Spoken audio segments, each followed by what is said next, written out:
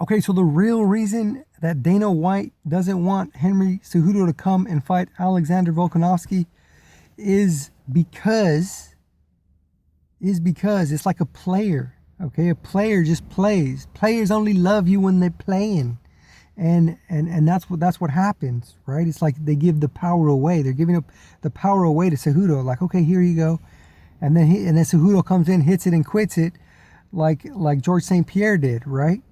That takes the power out of their hands, and the UFC has the leverage. Okay, they have the contract, and that's power.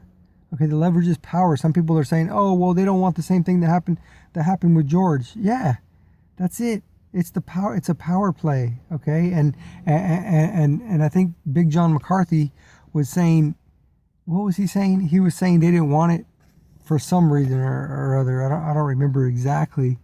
But to me, it's like all about the power. It's like these managers, these music managers, they hang on to these people's contracts. They make them sign their life away. I'm not saying the UFC does that, but I'm saying it's all about power. It's about control. And when you just allow the fighters to dictate and do whatever they want to do, you're giving away that power. You're becoming weaker. But when you say, no, you play by our rules. This is our game, and you play by our rules. We say what goes. You're not going to come in, hit it and quit it. Players only love you when they're playing.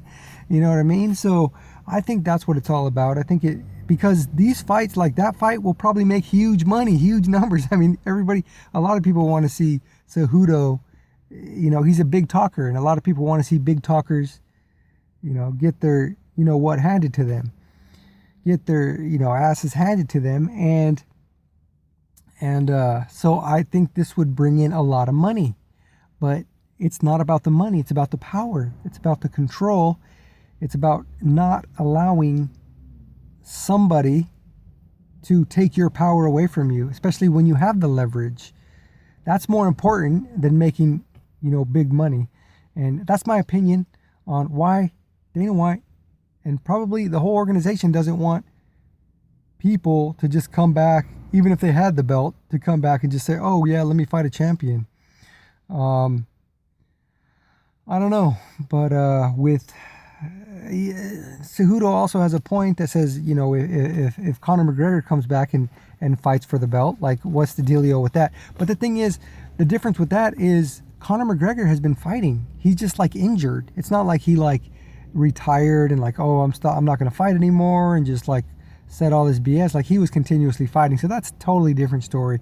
My opinion is they don't want to be played, and they don't want to give up their power because players want to take your power.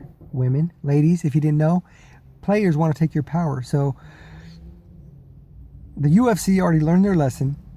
They're not going to do it again. They have control, and that's more important than money. Let me know what you guys think. Do you guys think I'm right? Do you guys think Big John McCarthy's right? Do you think that these people are right saying they don't want the same thing to happen with George St. Pierre? Let me know. All right. Bye.